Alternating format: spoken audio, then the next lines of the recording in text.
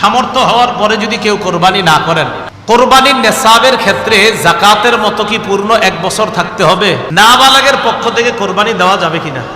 প্রথম কথা, দরিদ্র ব্যক্তির উপর কোরবানি ওয়াজিব না, কারণ তার কাছে নেসাব পরিমাণ সম্পদ নাই। কিন্তু যদি সে কোরবানি করার নিয়তে কোনো পশু ক্রয় করে, তো কোরবানি নামক এই ইবাদতটা আমরা করব, করার ক্ষেত্রে আমরা মাসালাগুলা খুব ভালোভাবে মনে রাখবো। মাথায় রাখবেন, এই মাসালা আমাকে কেউ জিজ্ঞাসা করে নাই, এই মাসালাগুলা কেউ কিন্তু জিজ্ঞাসা করে না। এটা কেন বলতেছি?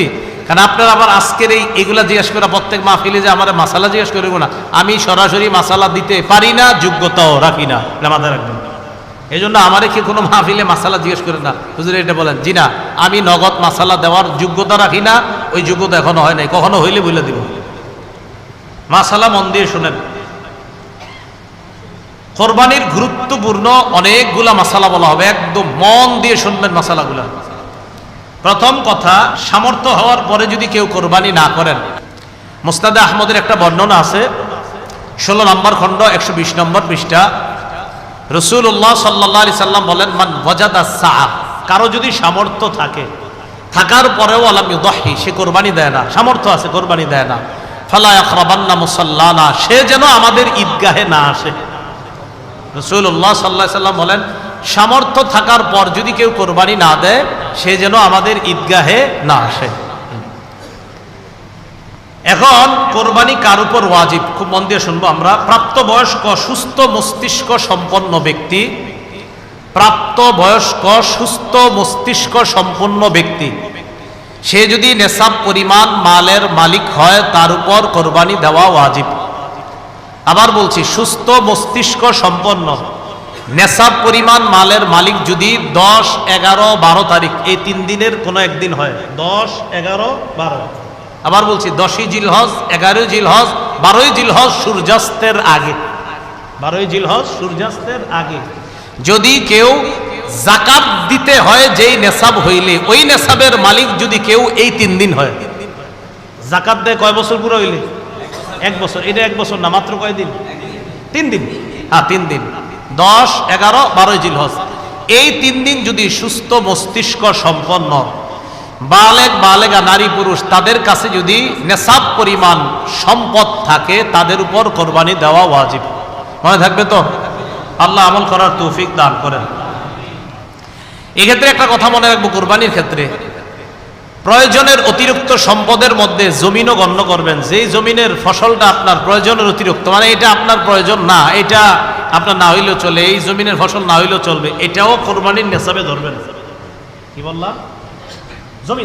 জমিনের ক্ষেত্রে প্রয়োজনের অতিরিক্ত যে জমিনগুলো আছে, কোরবানি, শুধু কোরবানির নেসাবের ক্ষেত্রে এটাকে আমরা গণ্য করব। আল্লাহ বুঝার তৌফিক দান করেন। অনেকেই আছে কিন্তু আপনার নেসাবের মাল আছে, হয় এই 3 দিনে হয়ে যায় অনেকের, মাশাআল্লাহ। তো যাই হোক, আপনারা তো জানেন কাদের হবে কাদের হবে না, এই জন্য চেষ্টা করা, অন্তত একটা খাসি বকরি দিয়ে দিলেই তো হয়। এরপরের মাসালাটা আমরা মন দিয়ে শুনবো। নেসাব স্বর্ণের ক্ষেত্রে 52.5 তোলা স্বর্ণ, স্বর্ণের ক্ষেত্রে 7.5 ভরি স্বর্ণ, রূপার ক্ষেত্রে 52.5 তোলা রূপা, 7.5 ভরি স্বর্ণ অথবা 52.5 ভরি রূপা, 7.5 ভরি স্বর্ণ, আর রূপার ক্ষেত্রে 52.5 ভরি বা তোলা, যেটা বলেন, ভরি বললেও হবে, রূপা।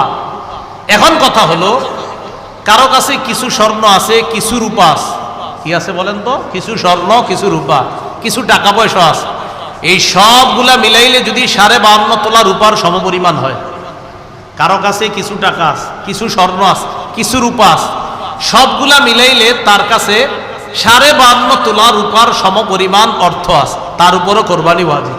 বুঝছেন? কারো কাছে কিছু স্বর্ণ, কিছু রূপা, কিছু টাকা পয়সা, এই সবগুলা মিলাইলে যদি 52.5 তোলা রূপার সমপরিমাণ টাকা হয়, এক্ষেত্রে স্বর্ণ বলবো না, 52.5 তোলা রূপার সমপরিমাণ যদি অর্থ হয়, তার উপরও কোরবানি ওয়াজিব।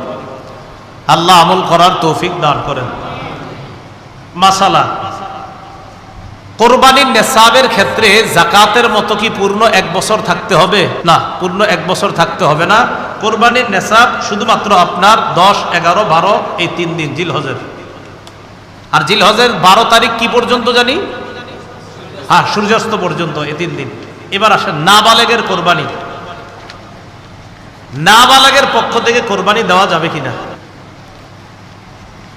নাবালেগ যদি নেশাব পরিমাণ মালের মালিক হয়, নাবালেগ যদি নেশাব পরিমাণ মালের মালিক হয়, শিশু কিশোর অথবা সুস্থ মস্তিষ্ক সম্পন্ন ব্যক্তি না, এমন ব্যক্তির টাকা পয়সা আছে। একটা ব্যক্তির মাথা ঠিক নেই, 3 তলা 4 তলা বাড়ি আছে, কথার কথা, এর নামে আছে, হয়তো অন্যরা তাকে দেখাশোনা করে, তাহলে শিশু কিশোর তাদের টাকা আছে কোরবানি দেওয়ার মতো, নেশাব পরিমাণ মালের মালিক তারা। আরেকজন যার সুস্থ মস্তিষ্ক নাই কিন্তু টাকা আছে, নেশাব পরিমাণের মাল, এই সম্পদ আছে যেটা দিয়ে কোরবানি দেওয়া যায়, তাদের উপর কোরবানি ওয়াজিব না। বলেন তাদের উপর কোরবানি? তাহলে বলেন তো, কোনো শিশুর নেশাব পরিমাণ মাল আছে, কোরবানি ওয়াজিব না। কোন অসুস্থ যার মস্তিষ্কটা সুস্থ না, তারও নেশাব পরিমাণ মাল আছে, কোরবানি ওয়াজিব। কারণ কোত্থেকে বের হয়েছে? বর্তমান হিসাব অনুযায়ী প্রায় 78 কিলোমিটারের কাছাকাছি। 78 কিলোমিটার, কিলো কিলো যেটা আপনাদের এই রাস্তাঘাটে এখন লাগায় রাখে কিলো, তাহলে 48 মাইল। বলেন 48 মাইল, আর কিলো হইলে প্রায় 78 কিলোর কাছাকাছি। যদিও 72 কিলো অনেকে বলে, কিন্তু আসল সম্ভবত আপনার সঠিক মাসালাটা হবে 78 কিলোর কাছাকাছি হওয়া। এরপর ওলামায়ে কেরাম আছেন, তাহকিক করার তো অবশ্যই সুযোগও থাকে। তো যাই হোক, 48 মাইল তো মনে থাকবে, 48 মাইল, এটা ঠিক আছে। তো কেউ 48 মাইল দূরত্বে যাওয়ার নিয়ত করে গন্তব্য থেকে বের হয়েছে, আর কিলো অনুযায়ী বললাম কত, প্রায় 78 কিলোমিটার, এই পরিমাণ যাওয়ার নিয়তে বের হয়েছে, তার উপর কোরবানি ওয়াজিব না।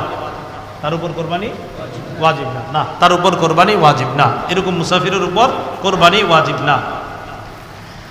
নাবালেগের পক্ষ থেকে যদি বাপ কোরবানি দিয়ে দেয়, কোনো বাবা টাকা, সে তার নাবালেগ সন্তানের পক্ষ থেকে যদি কোরবানি দেয়, হয়ে যাবে, সওয়াব হবে, আদায় হবে। কোনো বাবা তার নাবালেগ সন্তানের পক্ষ থেকে কোরবানি দিলে কোরবানি হয়ে যাবে। বলেন এটা মুস্তাহাব, বলেন হুকুমটা কি? এই আমলটা যে করবে বাবা শিশুর পক্ষ থেকে, এটার নাম ওয়াজিব হবে না মুস্তাহাব?